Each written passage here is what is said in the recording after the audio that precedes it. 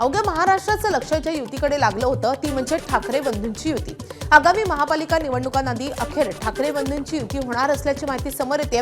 मुंबई, कल्याण, डोंबिवली, ठाणे, नाशिक आणि पुणे अशा महत्त्वाच्या 5 महापालिकांमध्ये ठाकरे बंधूंची युती होणार आहे। स्थानिक नेत्यांना जागा वाटपाबाबत प्राथमिक चर्चा करण्याची जबाबदारी सोपवण्यात आली आहे। ठाणे महापालिकेसाठी शिवसेनेकडून राजन विचारे तर मनसेकडून अविनाश जाधव यांना जागा वाटपाची जबाबदारी देण्यात आली आहे। तर कल्याण डोंबिवलीमध्ये मनसेचे माजी आमदार राजू पाटील आणि ठाकरेंकडून आमदार वरुण सरदेसाई यांच्या खांद्यावर ही जबाबदारी सोपवण्यात आली आहे। आणि त्यामुळे 5 महापालिकांमध्ये ठाकरे बंधूंची युती होणार असल्यानं महाविकास आघाडीचं भवितव्य नेमकं काय असेल हे पाहणंही तितकंच महत्त्वाचं असेल। तर कोणत्या 5 महापालिकांमध्ये ठाकरे बंधूंची युती पाहायला मिळणार आहे पाहूयात ग्राफिक्सच्या माध्यमातून। तर मुंबई वगळता 5 महत्त्वाच्या महापालिका जिथे ठाकरे बंधूंची युती होणार आहे। पहिली आहे कल्याण डोंबिवली महापालिका, दुसरी नवी मुंबई महापालिका, तिसरी ठाणे महापालिका, चौथी नाशिक महापालिका आणि 5वी पुणे महानगरपालिकेमध्ये ठाकरे बंधूंची युती जवळपास पक्की झाली आहे।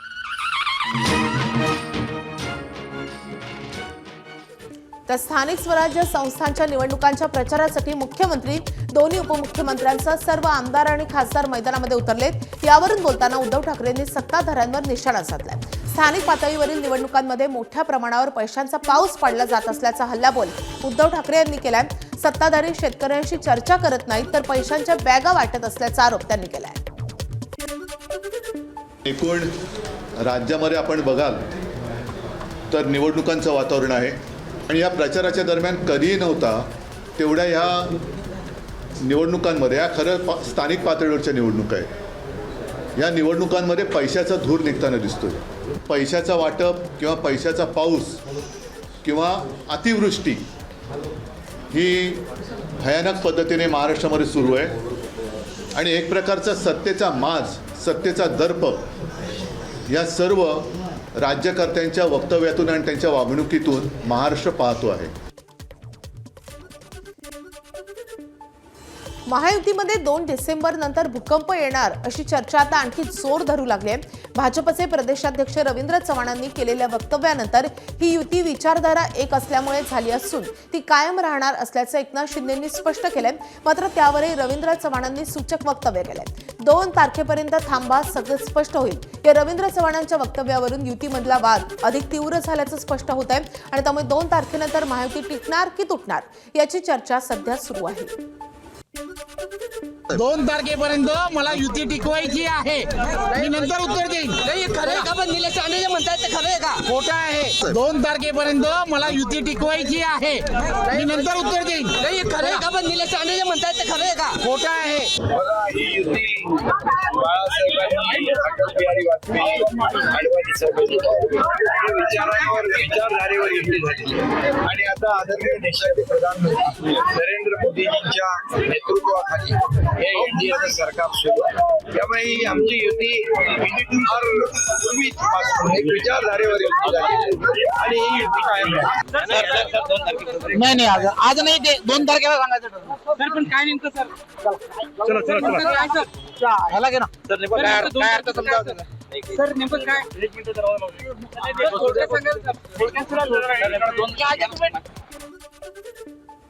अंबरनाथ नगर परिषदेच्या निवडणुकीसाठी प्रचाराकरता शिंदे विरुद्ध गणेश नाईक अशी जुगलबंदी पाहायला मिळते। वनमंत्री गणेश नाईकांच्या टीकेला श्रीकांत शिंदेंनी नाव न घेता प्रत्युत्तर दिलंय। लोक 2 तारखेला ठरवतील, उगाच तोंडाची वाफ कशाला वाया घालवायची असा पलटवार श्रीकांत शिंदेंनी केलाय। कोणी बाप होण्याचा प्रयत्न करत असेल तर त्याला बाप दाखवू अशी टीका गणेश नाईकांनी केली होती।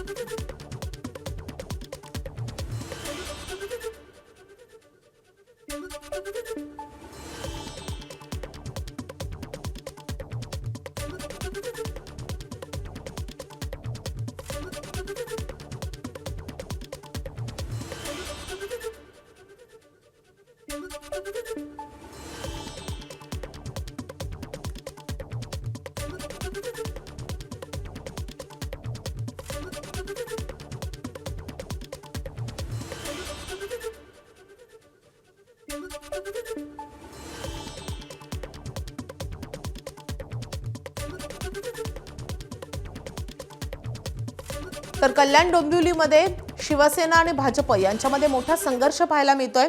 गणेश नाईक यांच्यावर बोलताना श्रीकांत शिंदेंनी हे विधान केलेलं आहे. उगाच तोंडाची वाफ कशाला घालवायची असं ते म्हणतात.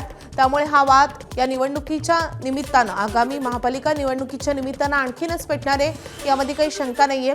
गेल्या काही दिवसांपासून शिंदेंच्या शिवसेनेतून भाजपमध्ये काही पक्षप्रवेश झालेत आणि त्याला भाजपनं पक्षप्रवेश करून घेतल्यानंतर शिंदेंनी देखील त्या संदर्भात नाराजी व्यक्त केलेली होती आणि अगदी मंत्रिमंडळ बैठकीमध्येही शिंदेचे आमदार पोहोचले नव्हते. त्यानंतर अगदी दिल्ली दरबारी हा सगळा विषय गेलेला होता.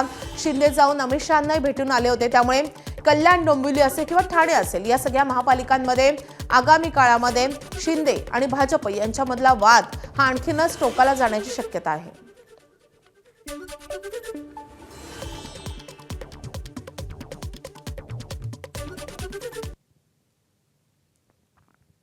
मधल्या चारी नगरपालिका भाजपच्या येणार, बदलापूर पण भाजपचे येणार आणि अंबरनाथ पण भाजपचे येणार. आता तुम्ही आता राहिलं शिल्लक काय, सगळंच भाजपचं येणार. कोणी जर आम्हाला जर प्रेमानं समजून सांगितलं तर आम्ही प्रवासाला ते बरोबर घेऊ. बसताना जे गाडीमध्ये अडचण झाली तरी आम्ही अडचण सहन करू, परंतु जर कोणी बाप व्हायचा प्रयत्न केला तर त्याला त्याचा बाप सफाई होणार आणि भाजप निवडून येणार. ठीक आहे, आता कोण काय बोलेल त्याला काय अर्थ आहे का? लोक ठरवतील 2 तारखेला काय होणार आहे. आणि 2 तारखेला आपण बोलूया. उगाच कशाला तोंडाची वाफ जी आहे ती वाया घालवायची. नाशिकच्या तपोवन परिसरामध्ये साधुग्राम उभारण्यासाठी झाडांच्या तोडीच्या मुद्द्यावरून शिवसेना पक्षप्रमुख उद्धव ठाकरे यांनी राज्य सरकारवर आणि भाजपवर सडकून टीका केली आहे. प्रभू रामचंद्र वास्तव्याची श्रद्धा असलेल्या तपोवन परिसराचा विनाश करण्याचा प्रकार सरकार करत असल्याचा आरोप त्यांनी केला आहे. या तपोवनामध्ये जे काही साधुग्राम म्हणून करण्यात येणार आहे, त्या साधुग्राम करण्याला आमचा विरोध नाही आहे, पण तपोवनात करण्यात येणार आहेत त्याला मात्र आक्षेप आमचा आहे. याचं कारण ही झाडं कापली जाणार आहेत. मग प्रभू रामचंद्राच्या परस्पर्शाने पुनीत झालेली ही भूमी तुम्ही तिकडे आत्ता साधुग्रामसाठी ही झाडं कापणार, तिकडे साधूंची व्यवस्था करणार, पण त्याच्यानंतर काय करणार हा महत्त्वाचा प्रश्न आहे. उद्धव ठाकरेंनी या केलेल्या टीकेला गिरीश महाजनांनी उत्तर दिलंय. आम्ही सुद्धा वृक्षप्रेमी आहोत. जी झाडे या 5-7 वर्षात उगवलेली आहेत, रोपटी आहेत, त्यांनाच आम्ही हात लावणार आहोत आणि जे 7-8 वर्षातले प्लांटेशन आहेत ते आम्ही दुसरीकडे काढून लावणार आहोत, असं स्पष्टीकरण महाजनांनी दिलंय. 4-5 जागा आम्ही शोधलेल्या आहेत. आम्ही त्या ठिकाणी लावून आता आम्ही जवळपास 15,000 खड्डे करायला कालपासून सुरुवात केली. 10 मशीन लावलेल्या आहेत आणि या 15,000 खड्ड्यांमध्ये मी स्वतः हैदराबादला जाऊन मोठी झाडं 8 फूट 10 फुटाच्या उंचीची झाडं आम्ही त्या ठिकाणी लावणार आहोत. त्यांना ड्रीप करणार आहोत आणि तुम्ही बघा 2 वर्षांमध्ये त्या ठिकाणी कसं बदल होणार आहे. किती झाडं आम्ही आणि 100% झाडं आम्ही जगवणार आहोत. तर याच वादासंदर्भात आणखीन एक महत्त्वाचे अपडेट. सिने अभिनेता सयाजी शिंदे आज नाशिकच्या तपोवनात जाऊन पाहणी करणार आहेत. तपोवनातील साधुग्रामच्या जागेवरील वृक्षतोडीला पर्यावरण प्रेमींनी जोरदार विरोध केलाय. त्या वृक्षांची सयाजी शिंदे पाहणी करतील. नाशिकच्या तपोवनातील साधुग्रामच्या जागेसाठी वृक्षतोडीचा वाद चांगला चिघळलाय, तर दुसरीकडे महापालिका प्रशासन नव्या वादात सापडले. साधुग्राम उभाराच्या ठिकाणी पीपीपी तत्वावर प्रदर्शन केंद्र, बँक्वेट हॉल, रेस्टॉरंट उभारण्याचा घाट घातला जातोय आणि या संदर्भात 220 कोटींचं टेंडर पालिका प्रशासनानं काढल्याचा आणि 33 वर्षांसाठी ही जागा खासगी विकासकाला दिली जाणार असल्याचा गंभीर आरोप करण्यात आलाय आणि यामुळे गोंधळात आणखीनच भर पडली. पर्यावरणप्रेमी आणखीनच आक्रमक झालेत. दर 12 वर्षांनी कुंभमेळा भरतो, त्यामुळे कुंभमेळ्या व्यतिरिक्त या जागेचा उपयोग व्हावा यासाठी MICS हब सुरू करण्याबाबत टेंडर काढण्यात आले. कुंभमेळ्या आधीच हे टेंडर काढण्यात आल्यामुळे महापालिकेच्या भूमिकेवर प्रश्नचिन्ह उभं राहिले. मात्र या सेंटरमुळे महापालिकेसाठी उत्पन्नाचा नवा स्रोत सुरू होईल. कुंभमेळ्याच्या जागेची देखभाल राहील, इथे कोणतंही पक्क बांधकाम होणार नाही असा खुलासा महापालिका आयुक्त्या मनीषा खत्री यांनी केलाय. तसंच साधुग्रामच्या जागेवरची झाडं न तोडता नेहरू नगर, गांधीनगर, मेरीच्या वसाहतीमध्ये साधूंच्या निवासाची व्यवस्था करावी अशी मागणी पर्यावरणप्रेमी करतात. मात्र महापालिका आयुक्त या मागणीशी सहमत नाहीयेत. या जागेवर कुंभमेळा काळामध्ये देशभरातून येणाऱ्या कर्मचाऱ्यांची व्यवस्था केली जाणार असल्याची माहिती मनीषा खत्री यांनी माझाला दिली आहे. मॅडम, नकाशा आपल्या बाजूला आहे. काय नेमकी सध्याची परिस्थिती आणि आपण काय करणार आहात? आता आपला एक तर जे बाहेर सगळा विषय पसरलेला आहे की 1800 झाड आम्ही तोडणार, ते अजिबात चुकीचं आहे. आम्ही 1800 झाड तोडत नाही. की ही जे करन्सी प्रेस, इंडियन सिक्युरिटी प्रेसची जागा आहे नेहरू नगरची, इथे घ्या. इथे काही मोकळी जागा पण अवेलेबल आहे. परंतु तुम्ही जर पाहिला तर हा Nashik road railway station, Nashik road हा आपला नाशिक पुणे हायवे, इथून आपला छत्रपती संभाजीनगर हायवे पण जातोय. तर ही जे जागा आहे ते आपण कशासाठी वापरणार? रेल्वेच्या एम्प्लॉईसाठी.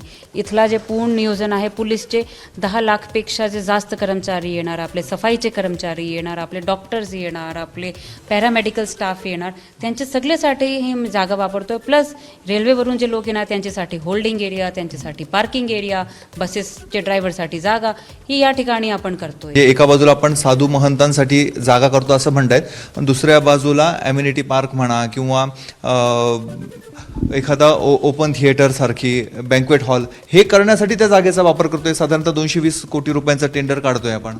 हा पूर्ण एरिया आहे 350 एकर. आता शासनाने सांगितलं हे आपल्याला एक्वायर करायचे. लोकांची डिमांड आहे, साधूग्रामचं रिझर्वेशन आहे, तुम्ही एक्वायर करा. मग एक्वायर केल्यानंतर मी तिथे काय करणार? फक्त मोकळीच तर नाही ठेवू शकत. त्याच्या जागाचं संवर्धन करावं लागेल आम्हाला. तिथे त्याचा काहीतरी यूज करावा लागेल.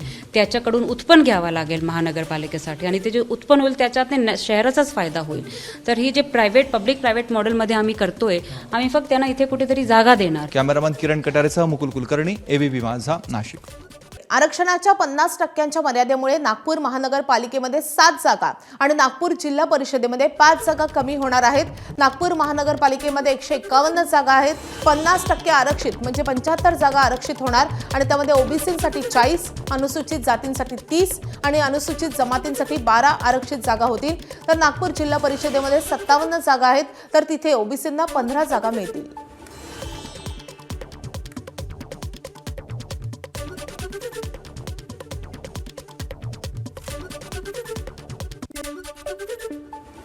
बीडच्या मस्साजोगचे सरपंच संतोष देशमुख यांचं आज तिथीप्रमाणे वर्षश्राद्ध आहे.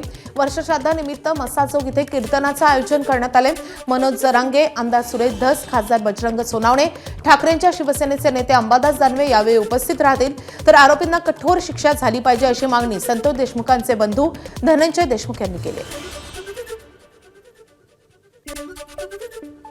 मस्साजोगचे सरपंच संतोष देशमुख यांच्या हत्येला 1 वर्ष झालंय, आणि 1 वर्षानंतर काय काय मस्साजोगमध्ये बदललंय, काय परिस्थिती आहे आपण जाणून घेणार आहोत. 1 वर्ष या संपूर्ण प्रकरणाला झालंय, कशी परिस्थिती आणि काय तुमचा न्यायाचा लढा चालू आहे? परिस्थितीत काहीच बदल नाही. डे 1 पासून जे गाव, जे कुटुंब, जे सगळे परिसरातील लोक आणि जे न्यायाच्या दिशेनं किंवा न्यायाकडं आम्हाला ज्यांनी आत्तापर्यंत धीर दिला, त्याच्यामध्ये कुठंही काही बदल नाही. सगळ्यांचा उद्देश आणि सगळ्यांचं टार्गेट एकच आहे की या क्रूरकर्मी लोकांना शिक्षा झाली पाहिजे. म्हणून आम्ही सगळे गावकरी, कुटुंब आणि सगळे आम्हाला मदत करणारे सगळे आम्ही लढत आहोत. आपण या प्रकरणात जर बघितलं असेल तर अवादा पवनचक्की कंपनीपासून हा सगळा वाद सुरू झाला होता. त्यानंतर टोल नाक्याहून अपहरण झालं होतं, आणि या सगळ्या प्रकरणात तुमचा जो लढा आहे तो लढा चालू आहे.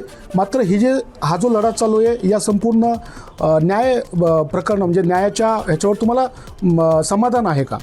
आम्ही समाधानी ज्यावेळेस होत तो दिवस असा असेल की ज्यांनी वाईट कर्म केलं, ज्यांनी वाईट कामं केले, ज्यांनी खंडण्या गोळा केल्या, खून केले, आणि यातलाच हा जो खून आहे माझ्या भावाचा, जे आमच्या कुटुंबाला जे एकदम काय म्हणतात त्याला अनाथ केलं, कारण का सगळ्या गोष्टी आता आहेत परंतु आमचा भाऊ नाही. तर ज्या दिवशी ज्या लोकांनी या निष्पाप माणसाला, माझ्या भावाला संपवलं, त्या लोकांना फाशीची शिक्षा जोपर्यंत होत नाही तो आमचा समाधानाचा दिवस असेल की त्यांचं ते कर्माचं फळ असेल. या संपूर्ण प्रकरणात चार्जशीट दाखल झाल्यानंतर चार्ज फ्रेम व्हायला काही वेळ होतो असं वाटतंय का तुम्हाला? हे वेळ झालेलाच आहे. मी कालच सांगितलं की हे खरंच दुर्दैव आहे की ह्याला जास्त वेळ झाला, परंतु त्यांनी वेळ काढूपणा केला, केस डिले होण्याचा प्रयत्न केला. परंतु आता येणाऱ्या 12 डिसेंबरला नक्कीच 100% काल कोर्टात आम्ही होतो. माननीय कोर्टाने असं सांगितलं की 12 तारखेला चार्ज फ्रेम होईल, आणि त्याच्यानंतर जेवढ्या लवकरात लवकर या लोकांना शिक्षा म्हणजे कशी होईल यासाठी सर्वतोपरी वकील साहेबांचे प्रयत्न असतील. ABP माझा, उघडा डोळे बघा नीट.